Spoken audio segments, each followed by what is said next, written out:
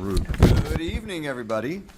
I'd like to call the City of Twinsburg Caucus meeting to order here in beautiful Twinsburg City Hall. The time is now 7:01. Shannon, if you would call the roll, please. Mr. Post? Here. Mr. Bellin? Here. Mr. Fury? Here. Mrs. Walker? Present. Mrs. Labby? Here. Mr. Barr? Here. Mr. Bonacci? Here. All right, excellent, thank you. Do we have any presentations this evening? We do not. Excellent. Anybody have any items for discussion they'd like to bring up? I do. Mr. Fury. So I have had, over the summer, and more recently as school starting, residents in my neighborhood and also at my church are complaining about kids riding electric bikes really fast through parking lots, in and out of sidewalks, onto roads, some with helmets, some with just bicycle helmets, some driving as if they're motorcycles on major roads. And I didn't know if we had a policy, so I'd asked Shannon earlier today to look into this, but I think that I've noticed briefly that some other communities have done things, and I just wanted to bring up, does anybody else have a concern about those?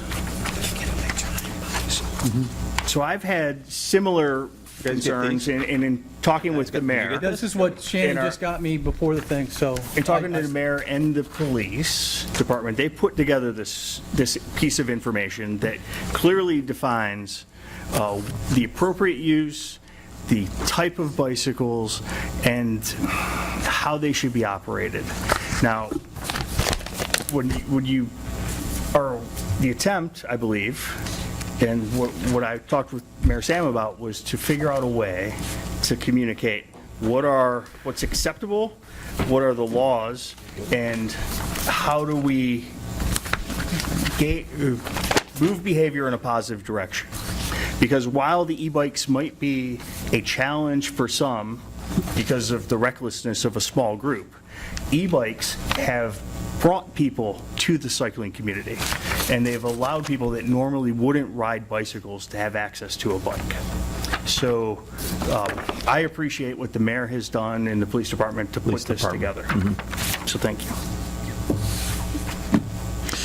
And we've had discussions, we've started discussions, and I know the police department, you could talk with the chief.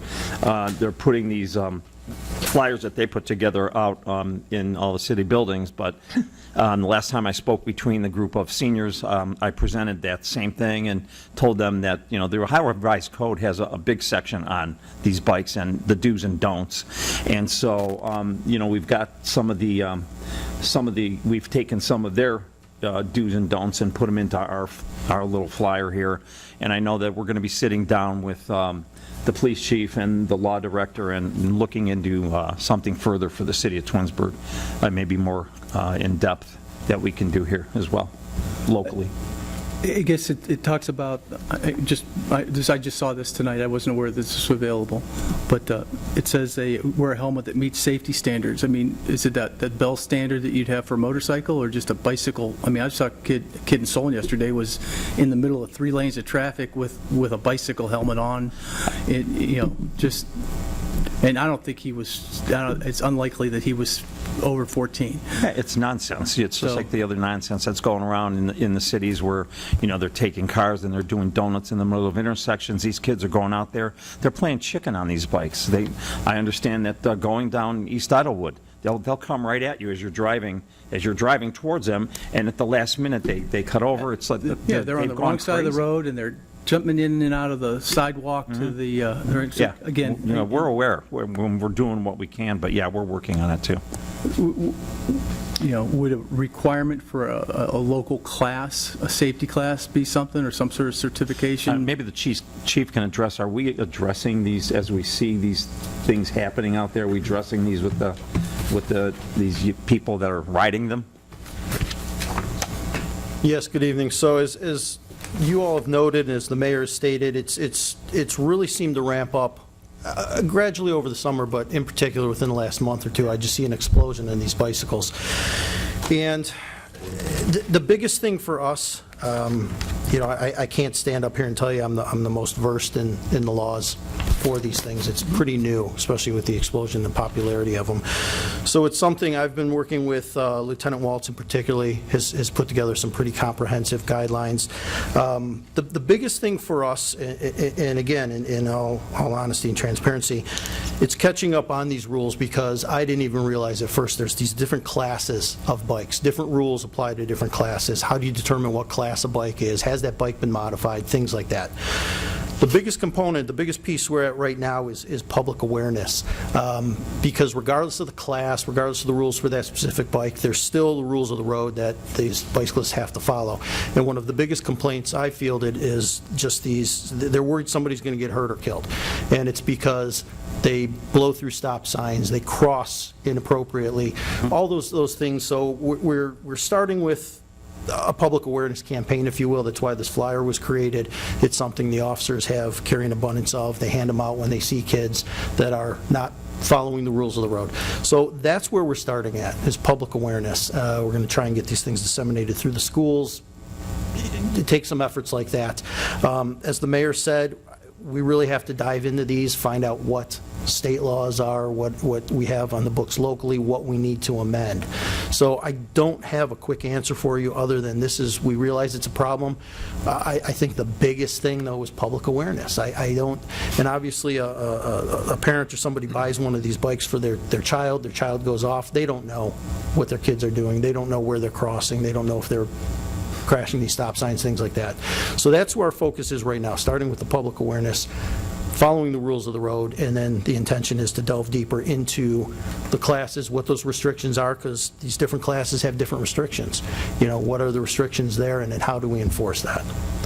Thanks, Chief. Appreciate that. It's not the most comprehensive answer, but that's where we're at right now. It's really something that in the last few weeks has just seemed to escalate. It's They're out of everywhere all of a control. sudden. And yeah, I see them. Remember them in spring. I mean, a couple here and there, but now I get Right, like right. groups of 3 and 4 kids all have these really fat tires, and they're We're getting calls here at City Hall, too, about Right, them. yeah, towards the end of summer, it just seems like they've exploded, and I'm guessing they're becoming more available. They're probably cheaper in price than they were, things like that. So, it's something we are working towards, and should have something a little more comprehensive for you.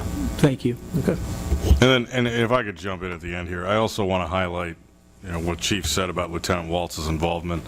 Lieutenant Waltz has worked with me now, it's probably going back two and a half months on this matter to fully educate himself on the different classifications of bikes and where they can and can't be ridden, and then how the traffic laws apply in those different scenarios. And he has done a lot of great work with the chief in working with the patrol officers in beginning this education process, because one of the things that's come up a couple times and I want to highlight, it's learning the distinctions, which are, I couldn't tell you right now the difference between the class 1, 2, and 3, other than they go certain mile per hour limits. But I mean, how do you catch that when you're driving by in a cruiser and you see a bike and it's on a path versus a sidewalk versus riding in a traveling lane of traffic?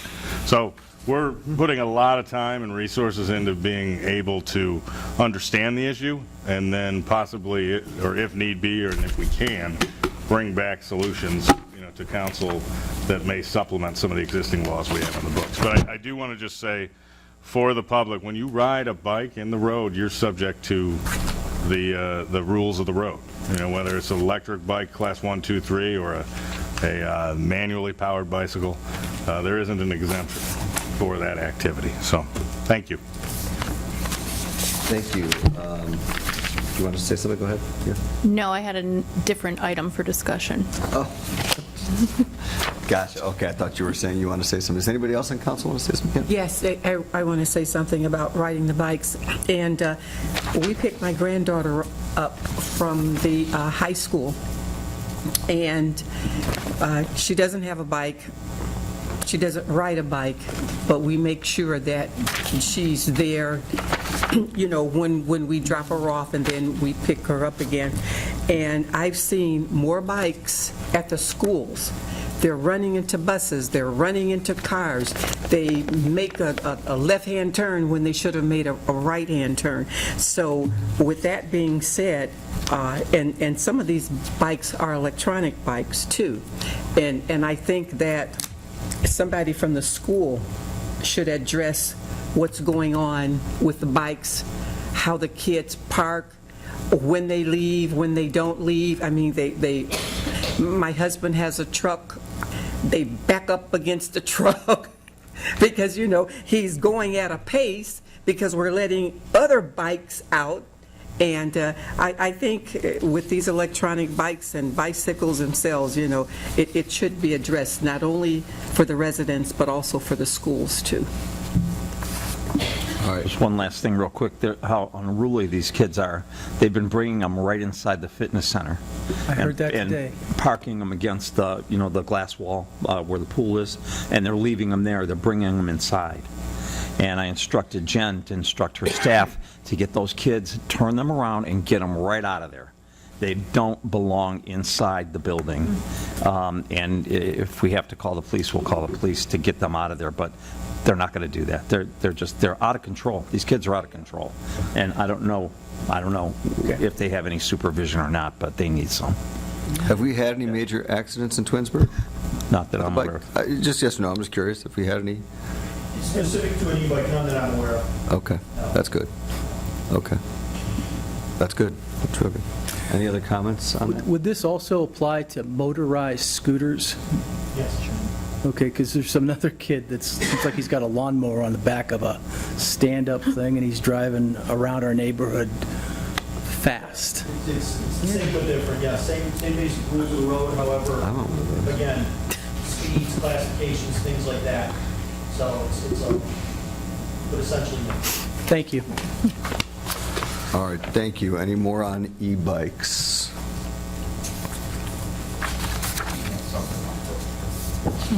But it's not about It's not about e-bikes. It's not about e-bikes, right? I'm asking any more on e-bikes. Right. Is there something else you'd like to bring up at this point? Yes, so I believe at the last Finance Committee meeting, there was a motion on the floor about creation of a building maintenance and repair fund. I had told the committee that I was going to do some research. I reached out to our auditor. I also did some research because I remembered when I was at Solon that we had created one. I had requested the information from their clerk of council for that, and when I read the reasoning behind why they did it, it made sense to what the email that I sent from our auditor was. In Solon, they had created two funds when they created their additional fire stations. So they created almost like just a fund for that project. When the project was completed, they never transferred the residual money out of that fund. So at the time, the finance director, in order to be in compliance with the auditor, had said, hey, these funds were never created properly. We have residual money. We can establish these as building maintenance and repair funds to just get us under compliance, and then they just kind of left them there. If I forwarded the email from our auditor that said, if you were going to create this for a specific project, so I use the example service garage project, it'd be great. You would say that we're going to issue a bond for a service garage. That money's going to go in there. When the project's over, we're going to close the fund. They advised against just creating a general building maintenance and repair fund because we already have a capital improvement fund. They said the auditor would definitely want very specific reasoning what money goes in there, how it gets there, what the purpose is for. It cannot be for just like regular painting and maintenance expenses. It has to be for actual capital improvements. And he advised against it because we already have a capital improvements fund for that purpose that we could do those things. So I just wanted to bring that information back to the group. Can you split a line item in the capital improvements for like a sub-account? Yeah, we do that right now for all the different departments. We could just create one that's, Right. General building what's- maintenance or building repairs How much money was in the account that was for maintenance previously? that we have. Yes. We don't have one. Oh, okay, I thought you said that there was one with money at one point. No, I was referencing when I went to look at Solon's ordinance and how they did it. Thank you. Anyone else have anything for items for discussion? Nope. Thank you. Okay, Shannon, audience participation? Yes, we have two. Yes, we have two people. First, Jonah Pichet. All right, good afternoon, you guys. Welcome back from your summer recess. Jonah Pichette, 11146 Heritage Drive. I just want to give you an update on kind of what the Environmental Commission has done over our summer recess. We start back with our meetings next Tuesday. And so we have our summer recess, we stay busy. Our most recent was attending Councilman Bonacci's Ward 1 Information Day. Thank you to Councilman Bonacci for inviting the commission. It was a great event, great turnout, and it was a really exciting time to be able to chat with different residents, talking about what we as a commission do, what we're planning to do, and hear some ideas from different residents. Also during the summer, we toured the waste management recycling facility, the new one in Oakwood, and that was a phenomenal tour to go on. That was my first time going. Other commissioners had gone last year, and I was unable to go due to scheduling conflicts.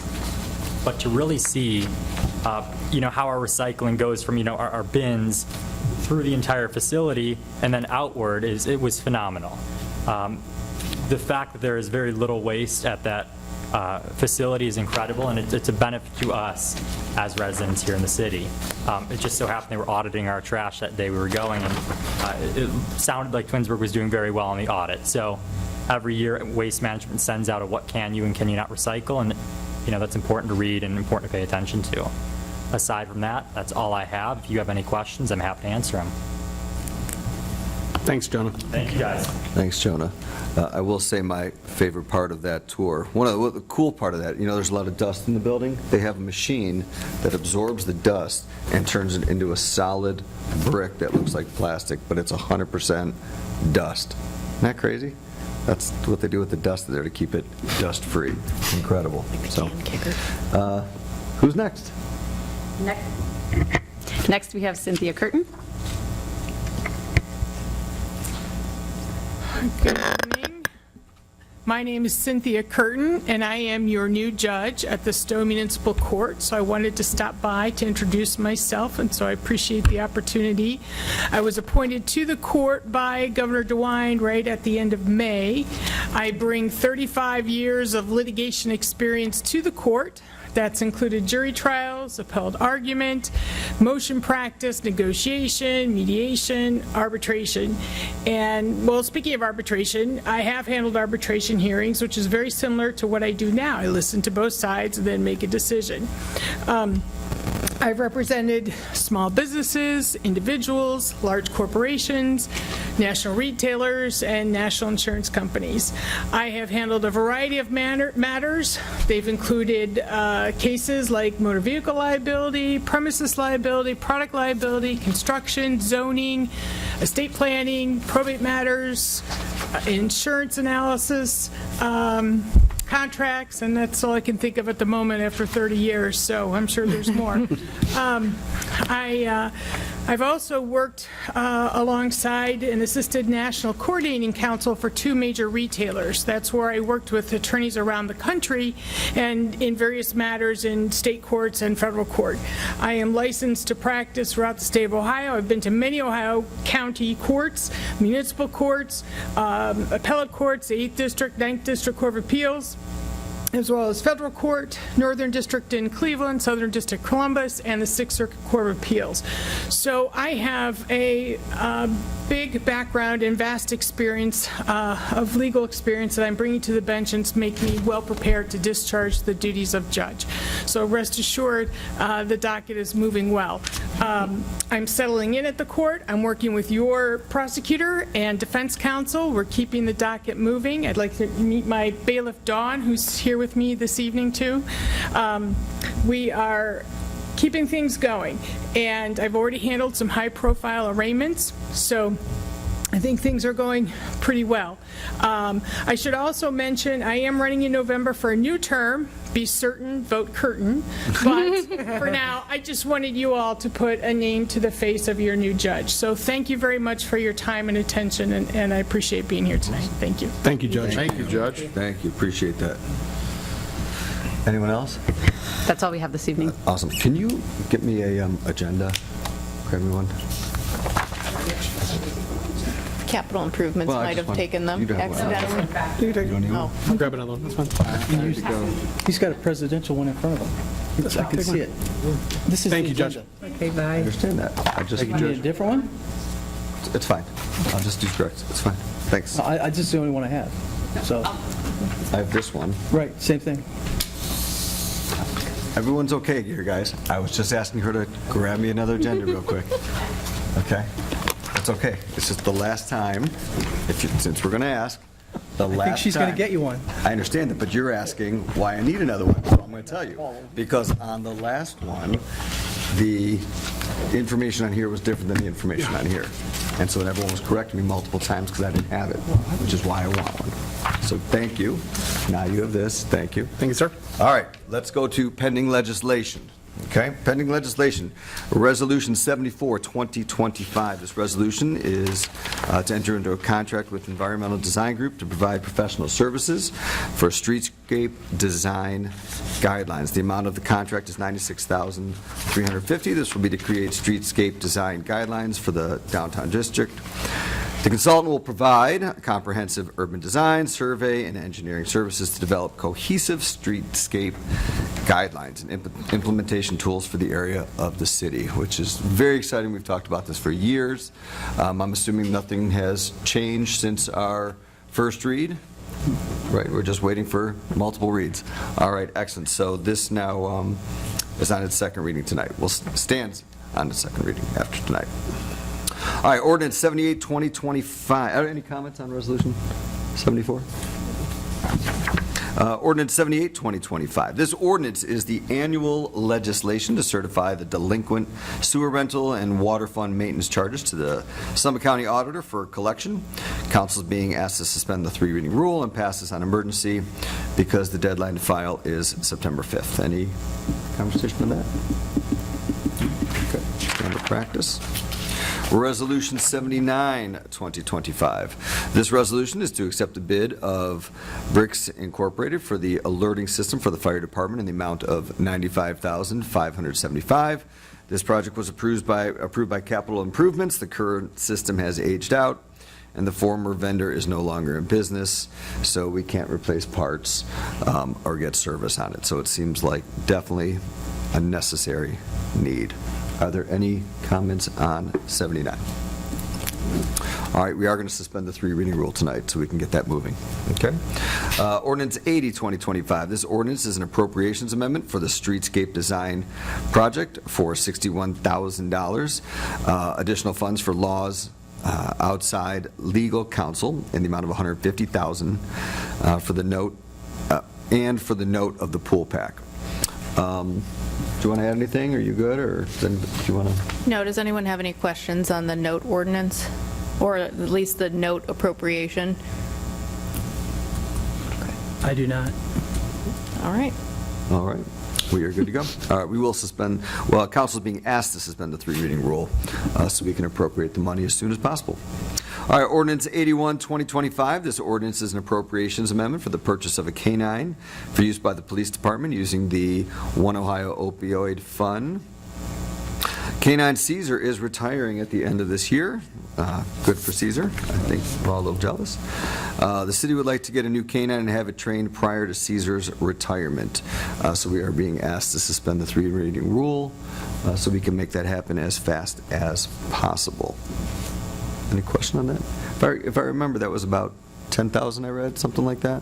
So we're appropriating money in the Law Enforcement Federal Fund, which we will be getting additional money for that this year, but disbursement from the federal government is usually slow. So we are appropriating the full amount that's left in that fund. That will pay for a portion of it. And then we did confer with some other police departments that there are requirements that the Auditor of State put in that every purchase that you make out of your opioid fund has to be approved by council. So we have conferred with some other police departments that they have purchased canine, either new canines or canine supplies from their opioid funds. So we're going to pay for the remainder of it out of that fund. Gotcha. And the cost of a canine is roughly $10,000. Is that what I heard? No. So That's just what we're pulling out of the fund, but the cost is correct. Significantly more. It's just training and other things involved. Yeah, that was my question. I'm just curious what a canine costs. It's really just a curiosity question. No, I mean, obviously we need a canine dog. It's just The current cost is $16,000, which includes the dog and the training and certification for the handler. So it's an intense 6-week training course in which they do walk out with their certification, Sure. and the dog's ready to work. I actually think that's very reasonable. It's not bad, yeah. No, I surprisingly. think that's very reasonable, all the training for the dog and everything. I think that's very reasonable. Yes. All right, thank you, I appreciate that. Okay. Any other comments on 81? Two. Okay. Ordinance 82, 2025. This ordinance is to roll the pool pack note, which was originally issued for $2,075,000 for the possibility of adding additional projects. The current note matures on September 17th, 2025. We are also again being asked to suspend the 3-reading rule. Are there any questions on 82, 2025? No. Resolution 83, 2025. This resolution is for the purchase of a bucket truck and equipment used by the Service Department. The truck was part of a capital improvements budget and will be purchased from the State of Ohio procurement program in the amount of $218,232 from utility truck equipment. The current build time is extensive, and the vehicle, we need to order it soon, so we can hopefully be done by the end of 2026. So council will be asked to suspend the 3-reading rule so we can move on this right away. Are there any questions or concerns for Resolution 83? All right. Ordinance 84, 2025. This ordinance is for changes to chapters of Part 11 of the codified ordinance regarding planning and zoning. The city planner has recommended these changes, which Planning Commission met and has recommended to be made. There will be a public hearing held on September 23rd at 6:45 to discuss these changes. Mr. Bazana, do you want to go over these changes for 84? Or does anybody want to hear or go over these changes? Yeah, I can. Just briefly, you know. Yeah, you should ask me then, since I'm on the You plane. hear me? All right. Brief. So, Wanted to brief. Right. so I just want to draw your attention to two things. One, if you look at the bottom of the first page here, the table notes, the change here, it appears that it looks like we're just striking cluster units. What was approved by the Planning Commission, and I kind of misinterpreted this, was that entire sentence, beginning with 1 through the period, should have been struck, not just the cluster portion of it. Now, you might say, okay, well, how did that happen? Well, the reason that change is being recommended is, and I'm going to rely here on what our city planner explained, within the district here, this downtown use district, that line, not more than 4 single-family cluster units, is actually in conflict with what is actually allowed by way of attached dwellings within that district. So this seems to be kind of an error of such that was made. You might remember, I think we've done this at least once before, where post approval of that massive document, we've identified a couple little things that need to be cleaned up. So that's one. So I just wanted to point out that on the second draft for our second reading, you'll see that whole line will be struck, not just the word cluster. Now, the balance of the changes here, with the exception of the right-of-way signs removal provision, again, are things that our city planner and Ms. Ziegler, through living with the document, now have identified as updates that should be made that are of the, fixable error variant. So at that, I don't know if there's really much needed to go into on here. I will say the final thing, the stormwater detention retention, that relates to our MS4 certification, as I understand it. So that change there needs to be made. But yeah, if you have any questions, please let me know, and then we'll have this for 3. I'm curious how long the cemetery said that it's for supervising children. Since the code was passed. I loved that one when it was caught. I was like, saw well, that, I'm like, definitely what? an error. Yeah. I mean, has that been that way for that long? Since the code was passed. Yeah, so it looks like there might have been a copy and paste error by our draft. Remember, we had a Well, sure, drafter that put it's all the that same together. thing for the very next one, yeah. Yeah, right. Yeah, when I put that in its place, I was like, oh my. So, I have one question, Mr. Vazana, on that same. Of course, now I just lost it. There was a section where it's on page 2, section C3 demolition. We're striking through historic register and replacing it with local landmark list. Is that because historic register and local landmark list are synonymous? I'm sorry. that. Yeah, if you can chime in on that. This is the right term for the new code to capture Okay. yeah, go ahead. Historic register can oftentimes mean in reference to the National Historic Register. Thank you. So we have a local landmarks list here. We just wanted to be consistent. Thank you. I'm sorry, I should have asked Mr. Barr, too. I know I apologize. Thank you. Sorry, you can cover for me. Thanks. Plenty. Oh, that's a good question. Yeah, I missed that one. Mr. Barr, is there anything you'd like to add to our conversation? Not a thing, Mr. Fury. Thank you for asking. All right. Any other questions, comments, concerns for that one? Ordinance 84? This one will be on its first reading tonight. Resolution 85. 2025. This resolution is to confirm Planning Commission's decision that the data center is a use similar to those conditionally permitted in the IM Innovation and Manufacturing Zone. Planning Commission met on August 18th and determined data center is appropriate use for this. When it sounds like this just never had a need for this, and so it's just something new to the city, so we just want to add it in. So, makes sense. All right, this will be on its first reading tonight. Any questions or concerns for Resolution 85? Mr. Vazana, I see a hand. Yeah, I promise I'll be brief on this one, but I just think for the, the viewing public and for the council, this is what we oftentimes refer to as similar use determinations in land use law. So our code permits the Planning Commission to make a determination and recommend to council that a use is substantially the same in character as an already permitted use. So we're not adding in an altogether new use. This is a use that our Planning Commission has said is similar to the current existing uses, and that then gets sent to council for adoption. And to save time, moving on to the next one, it relates to that, ordinance number 86. The city planner is recommending that if we are going to have this similar use now adopted, the data center use, that we then have a data center definition be included. So they're part and parcel, if you will. All right. Thank you for that clarification. I think that's great. So that brings us right to Ordinance 86, which again is to provide the definition of the data center. I don't know if I necessarily need to go into that anymore, but there will also be part of a public hearing on September 23rd at 6:45, this whole data center, okay? And this will also be on its first reading tonight. Moves us along to Resolution 87, 2025. This resolution is for extension of the lease for Crown Castle for space on the cell tower behind Fire Station 1. This extension is for five-year terms for a total of 25 years and will expire in 2051. This will be on its first reading tonight. Anybody have any questions? So I have a question about this. So this is a tower out back, right? And we're leasing space on that. They're putting more equipment on it. What value will that equipment bring to the residents? You mean value? What equipment? So there isn't, this is a cellular tower. We take a 50% rent off third parties that install equipment on the tower.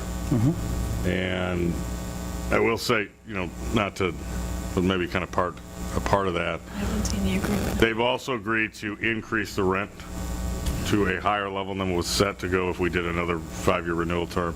And finally, there's also a $20,000 execution bonus that they've offered, but I don't know about what type are you talking about? So specifically, what I'm getting towards is we have an asset, we're leasing space on our asset, and cell phone providers offer a competitive option to internet for homes, but they have a limited penetration within Twinsburg. So I think there's an opportunity to create more value for our residents as we enter into these leases with this space for their technology. Just my thoughts on it.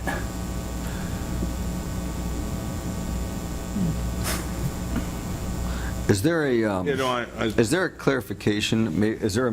Just so I understand, is there a misunderstanding of what Mr. Bernacci is saying to what is actually being used, or is he spot on, or is something? Don't they have a right to put whatever equipment is approved by the FCC on that tower? And they could also Yeah, put other I'm towers just- out, too.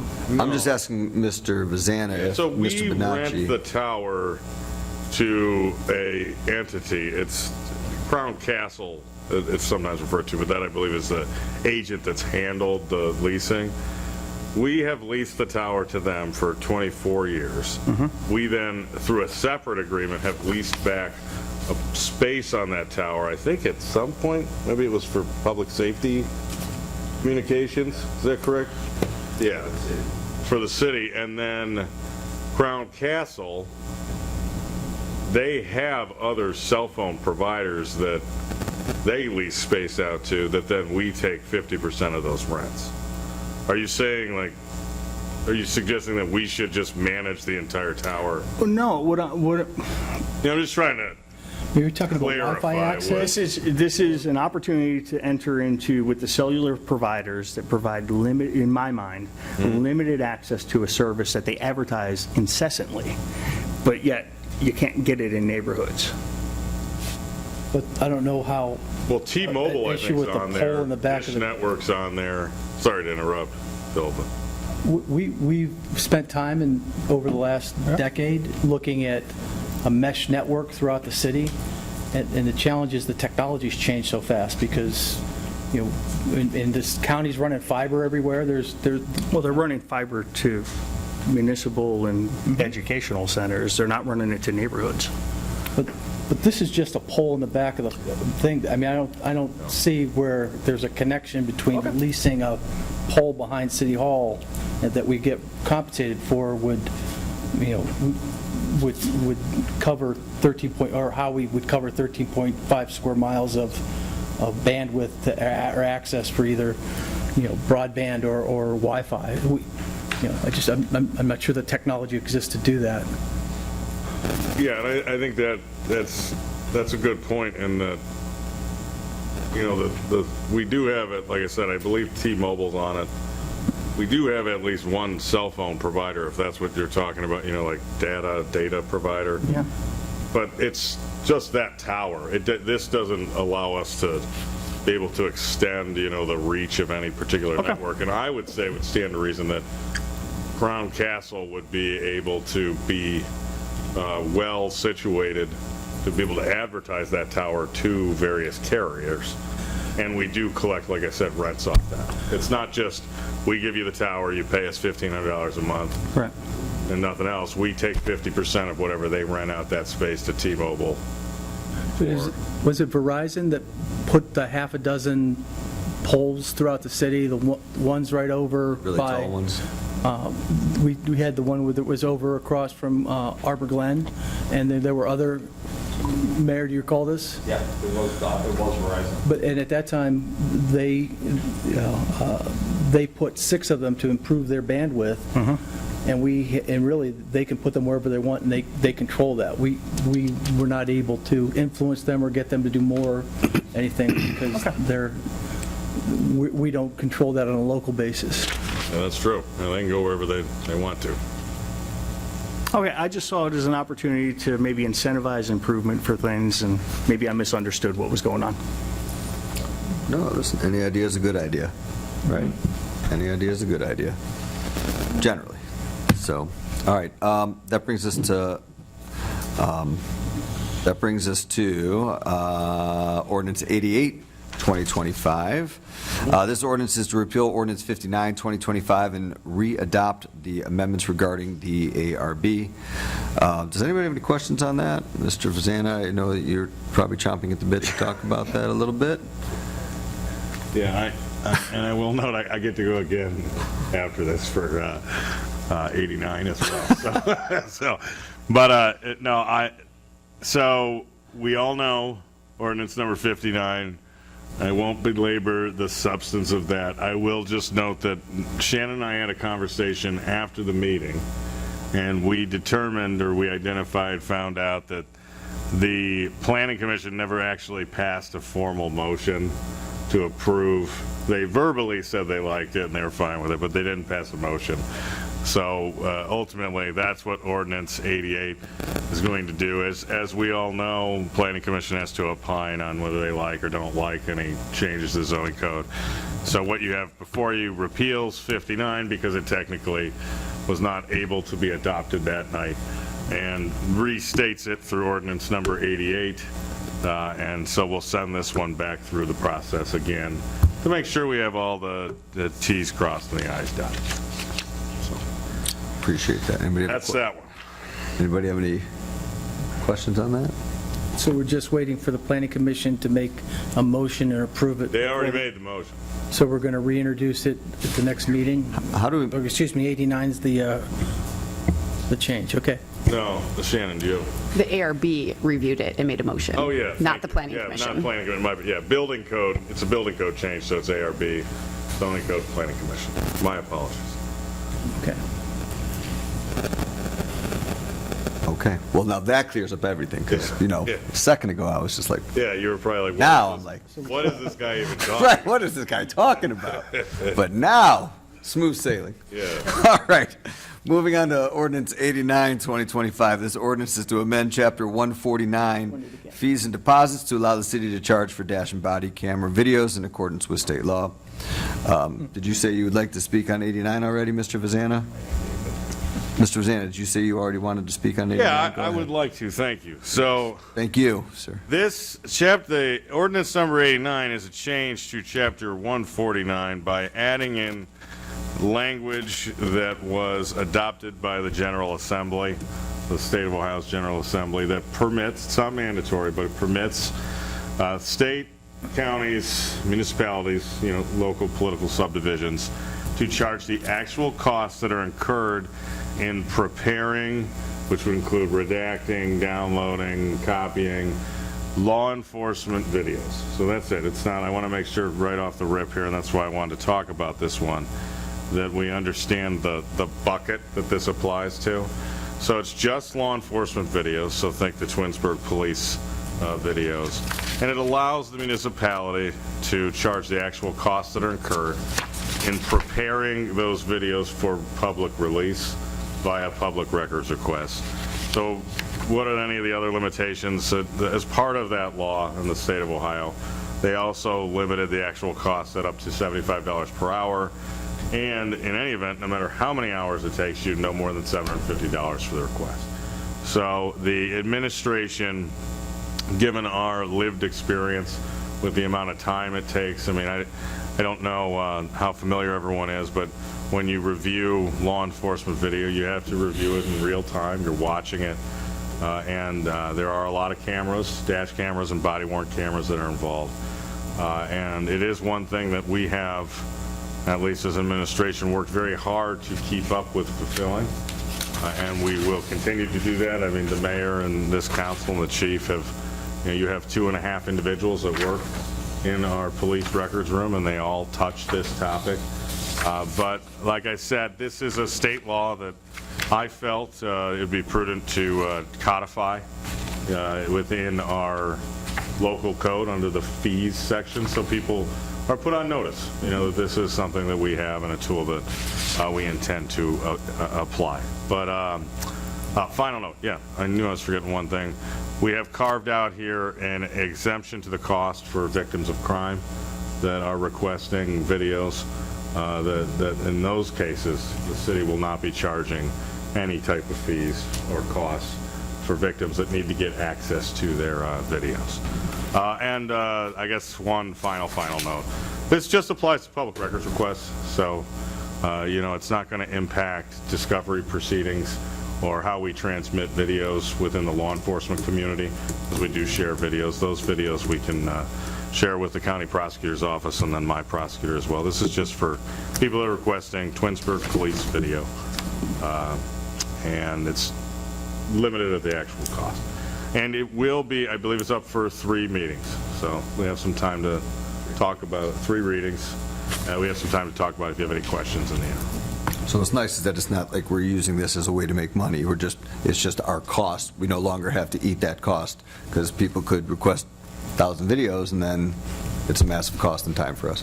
Yeah, that's a great point. And plus, I will tell you from my lived experience, a lot of video requests you get at actual cost, rates are going to far exceed when you look at staff time and the technology, which I forgot. We're employing technology that I'm not going to try to pretend to explain, at a meeting, but our IT department has worked to train our records clerks on.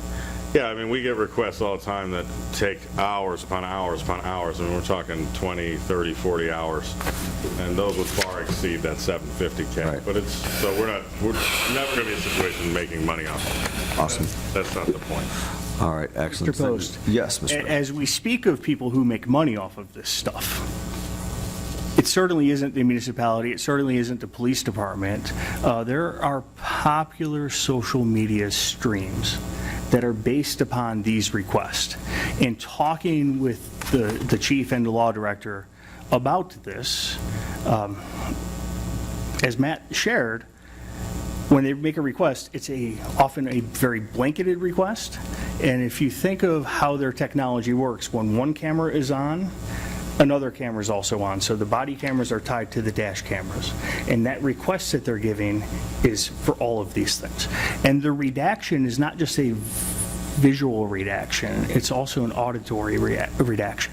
So what unfortunately is happening is folks are monetizing off of this. It's costing municipalities a ridiculous amount of money. The options to have this farmed out are even more expensive, or oftentimes more expensive than doing it in-house. Unfortunately, the path forward is not, until the streaming services make this, like they've made similar content videos, things that they will not monetize, this is going to remain a problem for municipalities. And unfortunately, because it became a problem for municipalities, it becomes a problem for transparency. And as I think I just want to make certain that I understood our conversation correctly. This is a may versus a shall. So It's a what? we can charge, but we don't have to charge. That's correct. Oh, May versus. Yeah. Mr. Vazan, I digress, but 14904A, copies of all public records requests shall be available to interested parties upon request during normal business hours at the cost set forth herein. Shall, as in we are charging, not may, shall. Well, so 14904A applies to the cost table that is actually not included here.